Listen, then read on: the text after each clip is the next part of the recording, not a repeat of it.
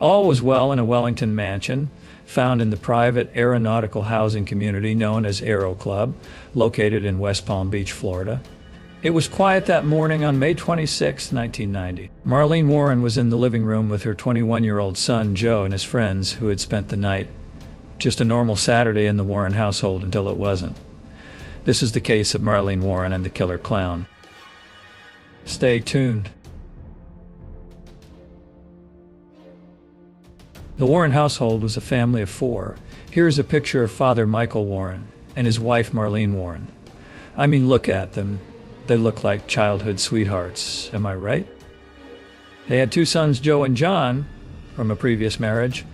They ran a car rental business which was doing well. They were one big happy family until tragedy struck in 1988 when John was killed in a car accident. The marriage was never the same after that. Mike never recovered. He changed his attitude towards his wife and son and became distant. What a responsible dad and loving husband. Marlene loved painting clowns, and Joseph had a leg injury and was recovering at home. It was on the fateful Saturday morning. Marlene, Joseph, and his friends were having breakfast and yapping away like every family on a Saturday. Their dad stepped out earlier to the racetrack with his friends. Around 11 a.m., a white Chevy LeBaron unexpectedly rolled into their circular driveway. And there was a knock on the door. Marlene opened the door, and standing in front of her was a person in full clown costume, carrying a basket of flowers and 2 balloons. One was a red heart-shaped balloon that said, "You're the greatest." The other had Snow White and the 7 dwarfs on it. I know what you're thinking. A Saturday couldn't get any better than this. Suddenly, Joseph and his friends heard a pop sound. Maybe one of the balloons popped, right? Nope. Joseph stepped out to see his mom on the floor, shot in the face, and the clown casually walked towards the car. He limped after the clown, but wasn't fast enough. The clown got into the car and sped away.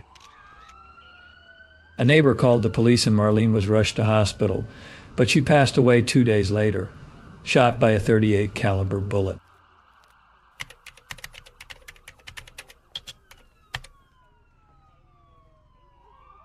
Investigators only had a few clues. The car type and the clown's brown eyes, which Joseph saw.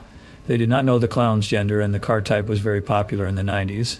They had a tough job ahead of them. The police received a strange tip that came in from an anonymous source, asking the investigators to look into Michael Warren and Sheila Keen. This case keeps getting weirder by the minute.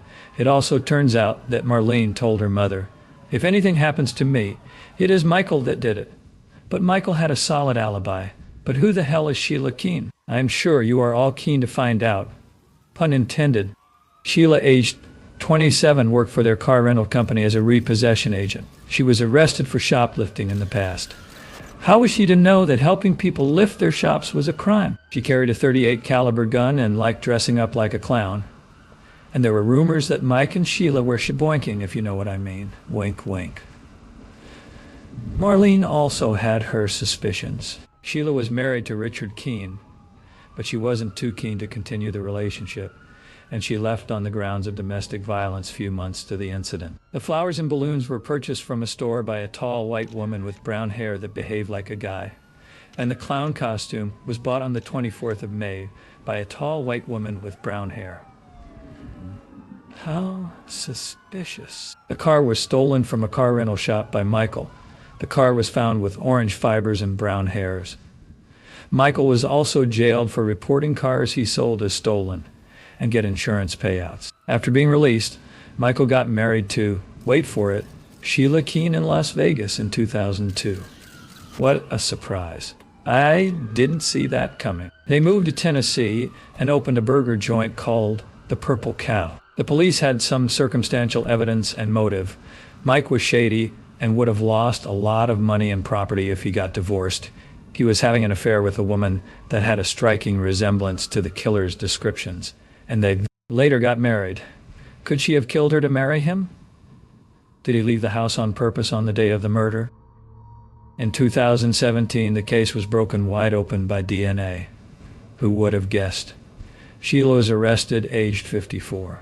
The orange fibers found in her house matched those in the killer's car, and the hair matched her hair. The trial was delayed by her lawyers and COVID, but a few days to her trial for first-degree murder, she was given a suspicious plea deal, second-degree murder. She got 12 years in prison, But since she was already in prison for 6 years and was well behaved, she was released on Saturday, 2nd November 2024. I can't call this justice. How about Michael? He was suspiciously out of the house when it happened, gained $1 million due to the death, and got the freedom to marry a woman who he was allegedly having an affair with. Joseph believed his father was involved and would be arrested, but till today, he was never arrested. So sad. No happy ending to this one. Thanks for watching. We'll see you in the next video. Please like and subscribe. And if you hear a knock on your door, it's probably a neighbor. Probably.